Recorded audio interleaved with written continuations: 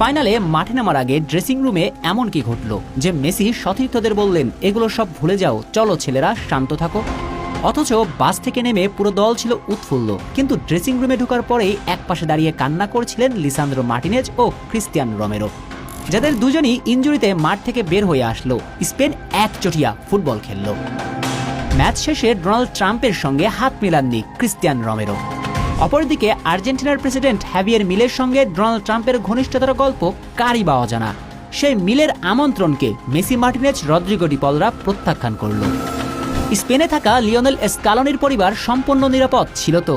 Scaloni তো এমনটাও বললেন, ফাইনালের আগে এমন সব সমস্যার সম্মুখীন হয়েছে যার জন্য তিনি হতাশ। কি ঘটেছিল ফাইনালের আগে? এত প্রশ্ন উঠছে। 2026 বিশ্বকাপের ফাইনাল তো অনেক প্রশ্নই রেখে গেল। পুরো ম্যাচ জুড়ে স্পেনের 21টা ফাউল, অথচ কি অবাক করা, একটা কার্ডও দেখেনি স্প্যানিশরা। মুদ্রার ওপারে আর্জেন্টিনার 25টা ফাউলে হলুদ কার্ড আসলো 3টি, সঙ্গে একটা লাল কার্ড। সেখানেই তো ম্যাচটা হেরে বসে লা আলবেসেলেস্তেরা। ম্যাচের 50% সিদ্ধান্ত সবই থাকলো আর্জেন্টিনার বিপক্ষে।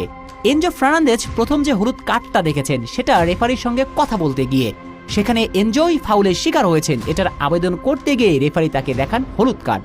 অথচ কুকুরেলা মুখে হাত দিয়ে কথা বলার জন্য স্পষ্ট লাল কার্ডের দাবিদার। মেসি আবেদন করলেন, কিন্তু ভিআর চেক দিলেন না রেফারি। সব মিলিয়ে অনেক প্রশ্নের উত্তর মিলে না। যদিও আর্জেন্টিনা দলের কোনো ফুটবলার বা কেউ এগুলো নিয়ে মুখ খুলেনি, তাই যতক্ষণ পর্যন্ত কেউ সরাসরি না বলছে রোমেরো কেন ডোনাল্ড ট্রাম্পের সঙ্গে হাত মেলাননি, তার ব্যাখ্যা রোমেরো যতক্ষণ না দিচ্ছেন ততক্ষণ পর্যন্ত সবটাই গুঞ্জন। এবং স্পেনকে যোগ্য দল হিসেবে বিশ্বকাপ জয়ের অভিনন্দন না জানানোর কোনো সুযোগ নেই। তবুও কিছু প্রশ্নের উত্তর আর্জেন্টিনা ভক্তরা খুঁজে বেরিয়ে চলবে অনেক দিন।